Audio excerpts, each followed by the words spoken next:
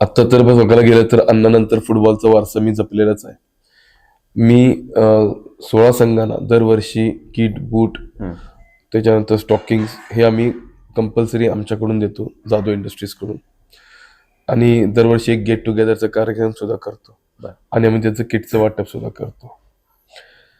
त्याच्यानंतर आम्ही दरवर्षी फुटबॉलच्या हंगामीला आमचा स्वतः चंद्रकांत चषक असतो. त्या चंद्रकांत चषकाच्या माध्यमातून आम्ही मोठा कार्यक्रम घेतो. पब्लिक भरपूर प्रतिसाद देतं आणि सगळ्या टीमांना वेगवेगळ्या योग्य त्या बक्षीसरीत्यानं आम्ही तो पूर्ण प्रोग्राम पार पाडतो.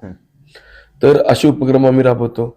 कुठल्याही प्लेयरला काय मदत लागत असेल किंवा इंजुरी असेल, ऍक्सिडेंट झाला असेल, काय झालं असेल तर आम्ही त्याला सरळ हाताने मदत करतो.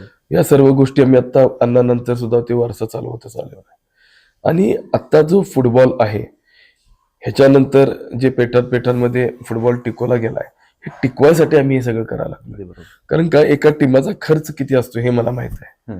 कारण आमच्या इथे उपनगरातली एक सम्राटनगर टीम आहे, मंगळपेठेतल्या काही टीम्स आहेत ज्यांना आम्ही सरळ हाताने मदत करतोय, आजपर्यंत करत आलेलो आणि करतही राहणार आहे यापुढे. तर अशा टीम्स ज्या आहेत तर त्यांनाही ते टिकले पाहिजेत. कारण सगळ्यांनी जर थोडा थोडा हातभार लावला तर हे तालीम संस्था सगळ्या टिकून राहणार आहे. कारण त्यांना इन्कम सोर्स कुठला जनरेट नाहीये. चषकला बक्षीस किती असतं? 2-2.5 लाखाच्या वर नसतं, ठीक आहे, पण टीमला खर्च 25-30 लाख 40 लाख रुपये येतो. बाहेरचे प्लेयर्स घ्यायचे असतात, सगळे असतात, सर्व गोष्टी असतात. त्यामुळं ही हातभार कुणीतरी पुढे येऊन लावला पाहिजे. हे जाधव कुटुंबीय त्यासाठी फुटबॉल जपायसाठी हे सगळ्या गोष्टी केल्या.